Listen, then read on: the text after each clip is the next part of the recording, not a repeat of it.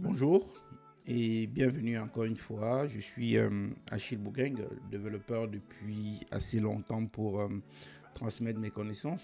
Et comme j'aime bien le faire dans cette autre nouvelle vidéo, je propose d'échanger avec vous, de vous présenter le framework le plus populaire chez les développeurs front aujourd'hui. Alors, je parle de framework, mais en réalité, c'est un abus de langage.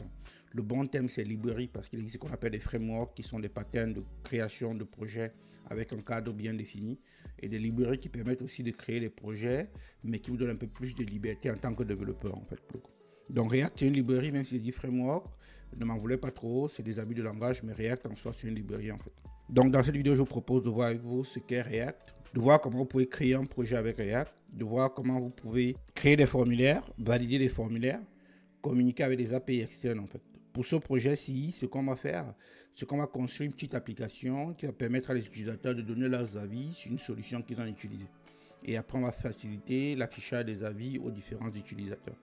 Donc, cette vidéo complète une de mes vidéos que j'ai dans la chaîne là, qui est sur Spring Boot, dans laquelle je permets aux utilisateurs de déposer leur avis. Je suis en train de faire l'IHM de la même solution, mais en utilisant React cette fois-ci. D'accord? Donc, regardez la vidéo. Si vous avez des questions, n'hésitez pas, on pourra toujours échanger. Si vous êtes à nouveau sur la chaîne, merci de vous abonner.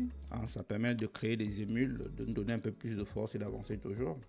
Vous n'avez pas tout compris, vous avez des questions, laissez un petit commentaire en dessous. Je réponds toujours à tous les commentaires qui me sont déposés. Rejoignez-moi sur LinkedIn, je suis assez réactif sur LinkedIn pour répondre bien sûr à tous les messages, à toutes les questions qui me sont posées. Et enfin, sur mon site, vous pouvez réserver un petit créneau de 30 minutes pour qu'on puisse échanger. Vous avez un événement à gérer, comme je disais depuis le début. Allez voir The Event. Sur The Event, on fait de très belles choses. Vous avez des questions, vous avez besoin d'accompagnement, n'hésitez pas, venez nous voir. TheEvent.fr, c'est la solution à tous vos événements. Merci beaucoup. Et asseyez-vous encore bien. Et puis, prenez un bon verre. On va passer un très bon moment ensemble. Merci.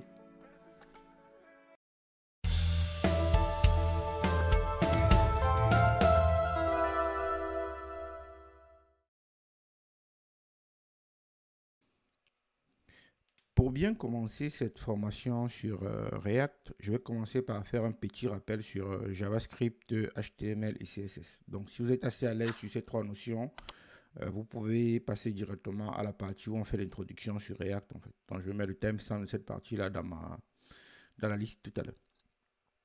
Alors, l'idée ici, c'est que pour les rappels, on va mettre à la disposition de l'utilisateur une page avec deux boutons. L'idée, c'est quand il va cliquer sur monsieur ou qu'il va cliquer sur madame, nous, ce qu'on va faire, c'est qu'on va lui afficher monsieur. S'il clique sur monsieur, on affiche monsieur. S'il clique sur madame, on affiche madame. On va lui remettre un troisième bouton pour réinitialiser la page, en fait, tout simplement. OK? Donc, on fait juste ça pour faire des rappels, en fait. Juste par anticipation. Quand on fera la même chose en React, il faut se dire que les deux boutons ici, monsieur et madame, vont former un seul composant. L'affichage ici sera un composant. Ici, le réinitialiser sera un composant aussi. Et à la fin, ici, on aura la civilité aussi qui lui-même est un composant. On verra comment on pourra donc créer autant de composants pour les assembler en fait. OK?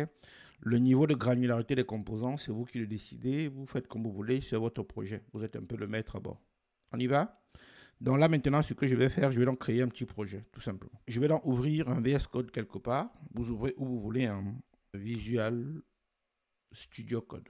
Vous ouvrez votre VS Code où vous voulez. L'idée, c'est que vous ayez juste un éditeur sous la main pour pouvoir faire et suivre les exercices. Voilà, j'y arrive. Fichier, je vais ouvrir un dossier que je vais créer par la suite aussi.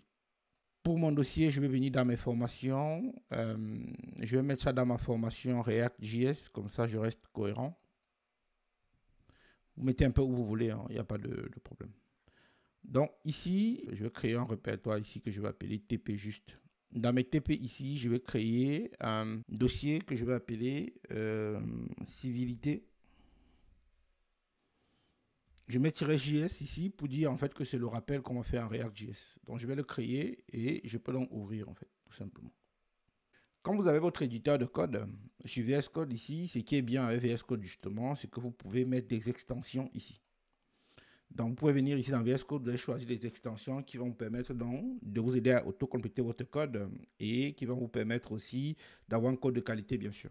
Donc ici, je vais dire HTML par exemple, dans mes extensions ici.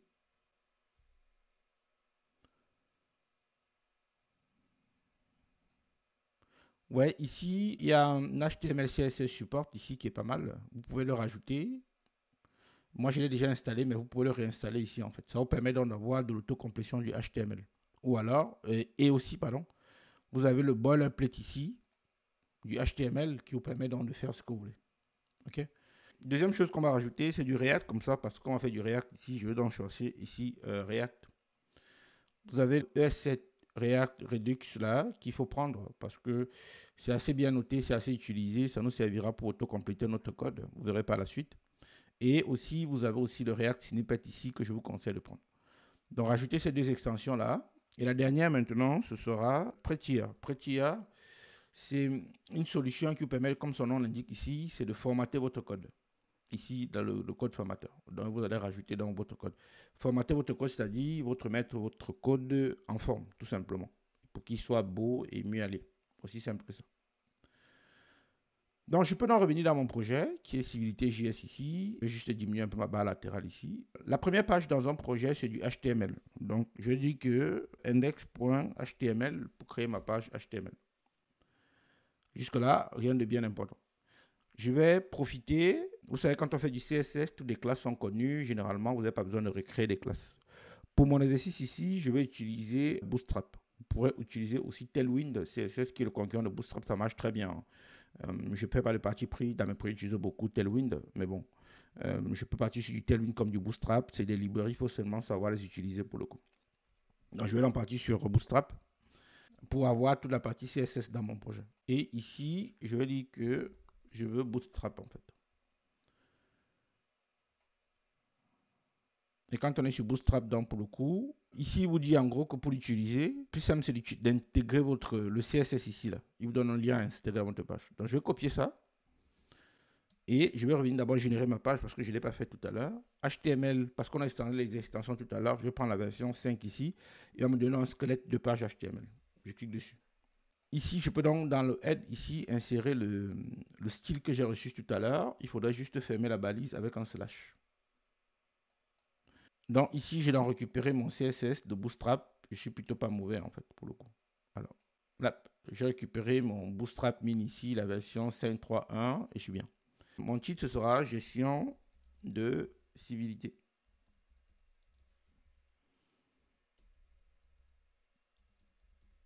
Donc, le fait de mettre le HTML, ça me permet d'avoir la première pierre de mon édifice, pardon, qui est donc la civilité.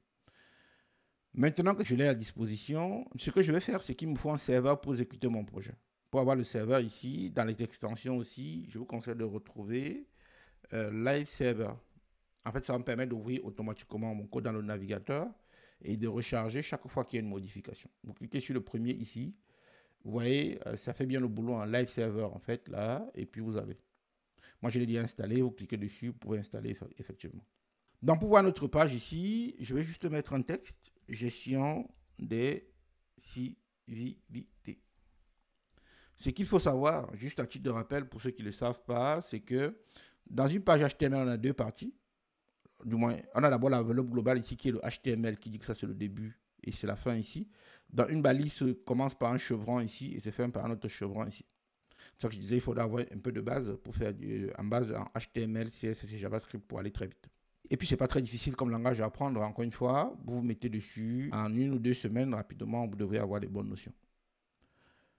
Dans le head ici, donc, je mets des métadonnées, c'est-à-dire des informations que l'utilisateur ne voit pas dans la page, mais qui permettent à nous d'avoir des informations comme le titre de la page, de définir des métadonnées qui sont utilisées pour le référencement de votre site et de mettre un lien vers votre fichier CSS, tout simplement. On pourrait rajouter le lien vers la balise de script aussi. Ça marche très bien. Et tout ce que l'utilisateur voit sur votre site donc, va se retrouver ici dans le body, tout simplement. Donc je vais donc prendre ça. Quand vous cliquez sur la page ici, pardon, vous avez ici en bas, vous avez Open with Live Server. Cliquez dessus et là, il va vous ouvrir votre page. Et là, vous avez donc gestion des civilités. Donc, ce qui est bien là, c'est qu'on a créé notre page et on a fait le lien sur Internet, ça s'affiche très bien. Je vais donc aller plus loin, pardon, pour utiliser Bootstrap. Par exemple, moi, je veux, sur notre slide qu'on avait ici, qui est là, l'arrière-plan, c'est noir et le texte ici, c'est blanc. Donc, je vais donc commencer par les avoir. Et le texte est centré en plus. Ici, je peux donc dire background color. Vous voyez, il me donne des couleurs ici, en fait. Bootstrap. Je n'ai pas besoin de les réécrire toutes. Donc, je vais donc prendre le bac BGDAC. En fait, dans la classe BGDAC ici. Je vais prendre ça de BGDAC ici. Ce que j'aime bien faire, c'est wrapper tout mon site dans une section. Une balise section, c'est une balise de bloc qui ramène à la ligne automatiquement. Je vais donc mettre tout mon site dans une section. Je vais donc dire ici que classe BGDAC. Et comme le texte est blanc, je vais donc pouvoir dire ici que le texte c'est white. Tout ça, ça vient de Bootstrap, bien sûr. Là, on est bien. Je veux que ce soit en hauteur, la même hauteur, du moins que ça remplisse mon écran. Alors, sizing. Alors, size, voilà. OK, dans mon sizing ici, j'ai plutôt ce que je veux, je pense, ouais, on est bien. Ici, il dit que si je veux la hauteur à 100%, je mets un VH comme ça. V, c'est view 8 en fait. Donc, je vais copier ça. Et je vais pouvoir venir ici dans mon VS Code ici. Et je vais arrêter. Et redémarrer en fait. Comme ça, ça va me ramener où j'étais.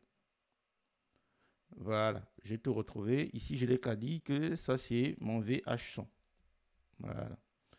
Ouais, là, tu as pris tout ma fenêtre en noir. J'aime bien centrer mes blocs. Donc, je vais donc centrer le bloc ici.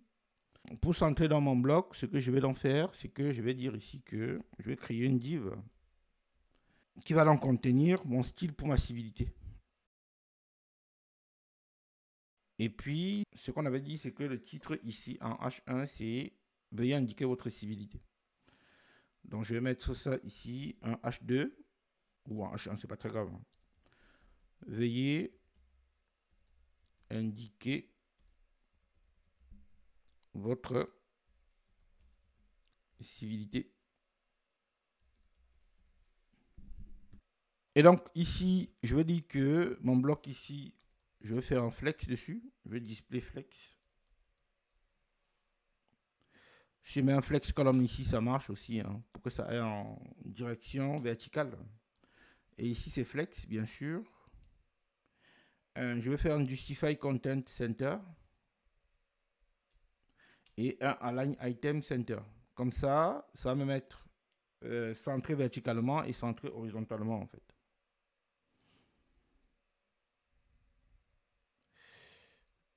Voilà. Cette balise-ci, je n'en veux plus. Je vais juste dézoomer un peu pour que vous voyez tout. Donc, si j'enlève ça, je devrais donc, sur mon site, qui est par là, veuillez indiquer votre civilité. Qu'est-ce qui n'a pas marché? Alors, ici, j'ai dit que j'avais un flex. Visiblement, il n'a pas pris tout ce qui est flex ici. OK, Justify Content Center, OK, VH100, OK, Flex Direction Column, OK.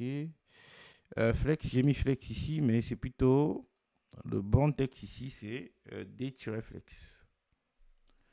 Voilà. Et ici, c'est comme ça, vous pouvez tester votre code dans votre navigateur en fait. Ici, c'est Align Item Center. Voilà. Ça me met au centre comme je voulais.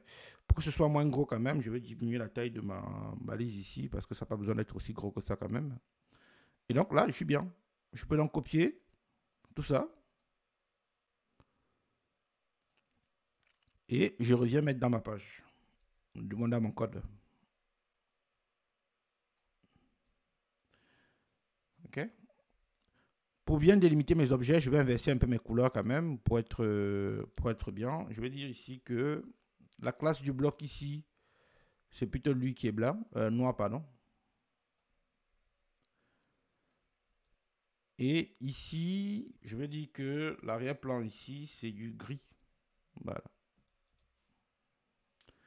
Là, on est bien. On est bien. Et on peut donc avancer. Je vais donc dire que je veux juste une marge en interne. Je vais faire un padding, c'est-à-dire une marge interne de 2, quand même, pour que mon texte n'aille pas se coller tout au bout. Ça, c'est le premier bloc qui est fait. Deuxième chose que je vais maintenant poser, ce sont mes boutons. Je reviens ici sur Bootstrap, je cherche les boutons. Button.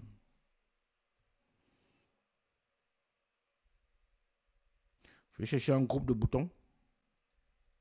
C'est pour ça que Bootstrap est assez bien. Vous ne réécrivez pas tout en gros, quoi. Pour faire simple.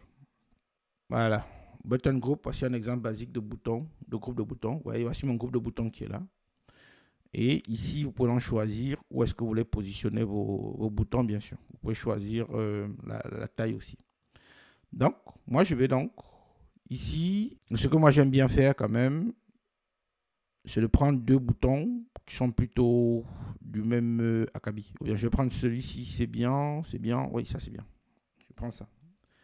Parce que lui, il a déjà le bouton activé. Comme ça, je vais vous montrer après comment mettre les conditions dessus. Donc ici, je vais changer ça. Vous faites CTRL-D, ça vous permet de faire plusieurs sélections qui sont les mêmes en fait. Je vais mettre ici, donc c'est un button.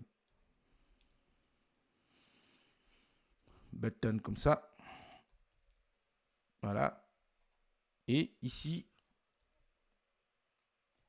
vous allez dire que le type, il faut bien dire que le type ici, pour le coup, c'est un bouton.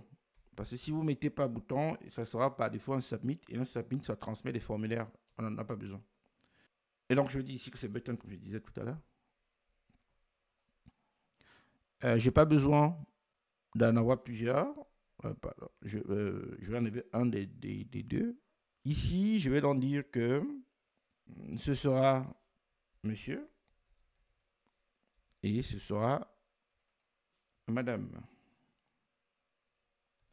Ce qui m'intéresse, c'est que quand on va cliquer dessus, que je puisse donner une valeur, transmettre une valeur. Donc ici, je peux définir une valeur ici. Donc je vais donc dire que value égale monsieur et value ici, c'est madame. Avec deux M, c'est simple. OK. Je vais enlever, mettre un espace là et j'ai un espace. Donc j'ai mes deux boutons. Quand on va cliquer sur mes boutons, on aura des valeurs. Ici, on a dit que ça c'est le primary. Moi, je vais bien mettre le success ici. Pour que ce soit vert comme sur notre charte, bien sûr. Si je reviens sur mon site, ouais, j'ai mes deux boutons. Donc ici, je peux encore m'amuser sur mes deux boutons là. À button group ici. Si je mets W-100, ouais, ça me met directement mon bouton en 100% sur ma ligne. C'est ce que je voulais voir. Donc, vous pouvez tester votre bout de code et voir comment il réagit avant d'aller modifier votre code, bien sûr, en interne. On est bien? Donc maintenant, ce qu'on a dit, c'est qu'on veut que sur notre charte ici, quand on clique, on est bonjour monsieur si on a cliqué sur monsieur et bonjour madame si on a cliqué sur madame. Pour ne pas trop aller loin, je vais revenir ici directement mettre monsieur comme ça. Et ici, on dira que c'est madame. Voilà. Ça, c'est bon. Donc, j'ai mon HTML, j'ai mon CSS. Il me reste juste le dernier élément qui est mon JavaScript pour que quand je clique sur l'un ou sur l'autre, que ça prenne. Première des choses, donc, ici, je vais pouvoir rajouter mon JavaScript. Donc, ici, dans mon projet, à la racine, je vais directement mettre un JavaScript. Parce que, à la limite, on pourrait créer un répertoire pour le mettre. Mais je n'en ai pas besoin. Civilité.js. Maintenant que j'ai mon civilité.js, il faut l'insérer dans ma page. D'accord. Moi, j'aime bien mettre ça ici avant le body pour que il s'exécute quand la page est déjà affichée. En fait. Donc, je vais donc dire ici que j'ai mon script. Ça, c'est ma balise script. Comme ça. Vous tapez la première partie de la balise que vous voulez. Vous tapez CTRL espace. Ça va vous proposer des suggestions, en fait. Si mon ordinateur veut bien y aller. Je mets script ici. Et je vais dire que SRC. Je vais donc donner le chemin vers mon script qui s'appelle civilité. Je vais dire que le type du fichier, c'est du texte qui contient du JavaScript.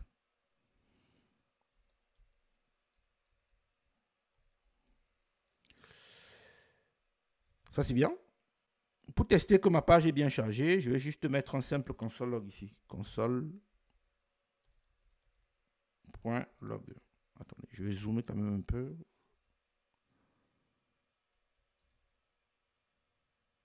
Voilà, on est bien. Je pense que ça devrait mieux se voir. Ça, c'est bien. Donc ici, je vais mettre un console log. Et là, je vais donc dire ici que page jeu chargé.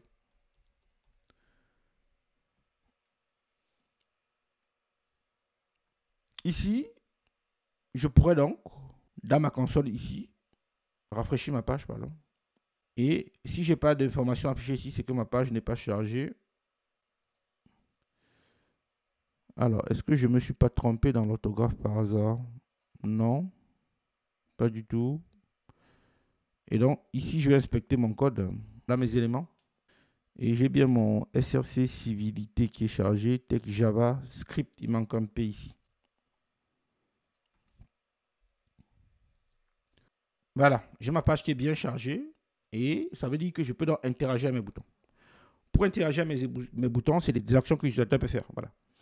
Un utilisateur peut donc cliquer sur le bouton et on aura le statut du bouton. Donc ici, qu'est-ce que je vais faire? Je vais donc dire ici que quand on clique sur mon bouton, on clique, il faudra appeler une méthode qui va dire, je vais l'appeler comme je veux, hein, mettre à jour la civilité.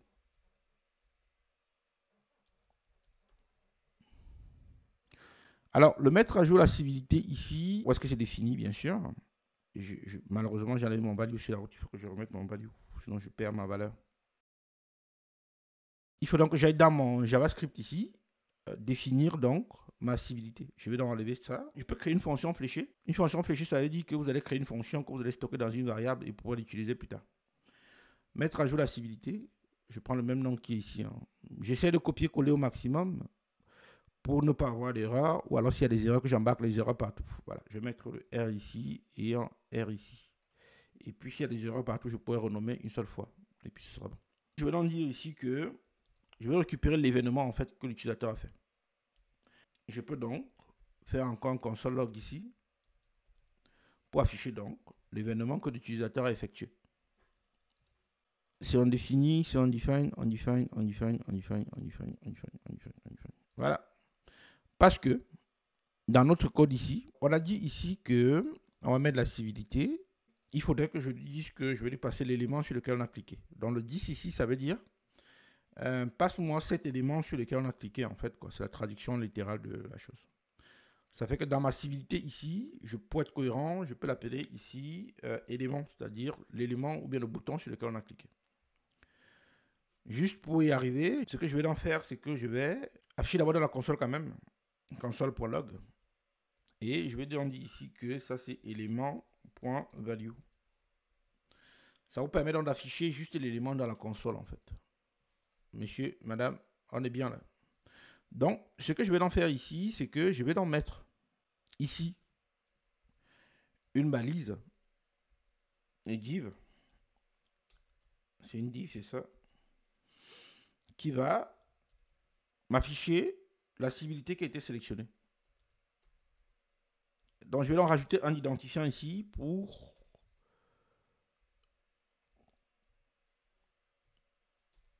définir donc mon libellé.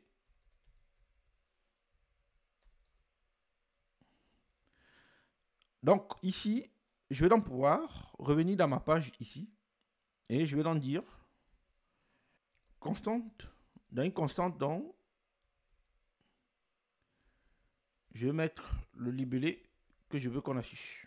Et ici, je peux concaténer les chaînes de caractères. Pour concaténer les chaînes de caractères en JavaScript, vous mettez des accents graves comme ça. Vous mettez la partie constante ici, bonjour. Et ici, vous pouvez donc mettre votre variable $. Et ça, ce sera donc votre element.value. Je vais en venir ici dans dire que document, parce que votre page, c'est ce qu'on appelle un document en fait. Sur le document qui est un arbre, je vais récupérer un élément en fonction de l'ID. L'ID, c'est celui qu'on a donné tout à l'heure. Et je vais donc dire que le HTML qui est à l'intérieur vaut maintenant le libellé que je viens de concaténer en fait. Ok. Si je clique ici, ouais, j'ai bonjour monsieur, bonjour madame, bonjour monsieur, bonjour madame. Donc, vous voyez comment on le fait en JavaScript en fait. En gros, qu'est-ce qu'il faut faire? Il faut écouter l'événement de l'utilisateur. Quand vous écoutez l'événement de l'utilisateur, vous récupérez le clic sur l'événement de l'utilisateur via le onClick. Et dans votre JavaScript, vous faites un document get element by ID, monsieur ou madame en fait. Comme on fait du bootstrap, je peux m'amuser ici à dire que Je veux qu'il fasse un texte-center. Et ici où j'ai concaténé ma chaîne de caractères, je peux mettre un span ici. Je vais dire que la classe de mon span là, c'est texte-info. Je crois que c'est la classe qui est sur Bootstrap, mais je pourrais regarder après.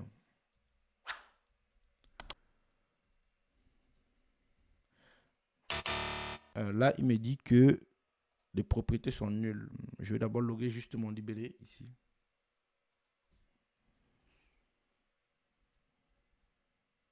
Donc, utilisez le console log pour débugger, ou alors vous pouvez mettre des points d'arrêt aussi dans votre code. Moi, je ne mets pas les points d'arrêt, mais vous pouvez mettre des points d'arrêt dans votre code. Donc là, il me dit que ça c'est monsieur, quand cette propriété in HTML.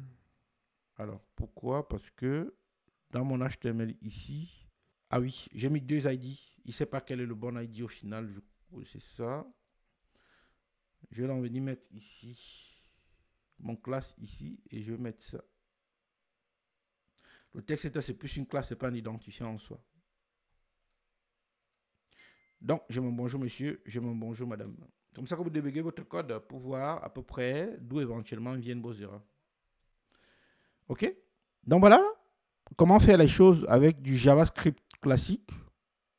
Sauf que, comme vous pouvez le voir, c'est assez fastidieux. Et avec ça, donc, il faut donc être à même de mieux se préparer pour faire ça avec du React. Dans la suite de la discussion qu'on a ensemble là, c'est de voir comment faire la même chose, mais en utilisant React déjà. Ça nous permet donc de définir nos premiers composants et de pouvoir avancer comme ça sereinement dans notre code. C'est bon? On continue? Merci.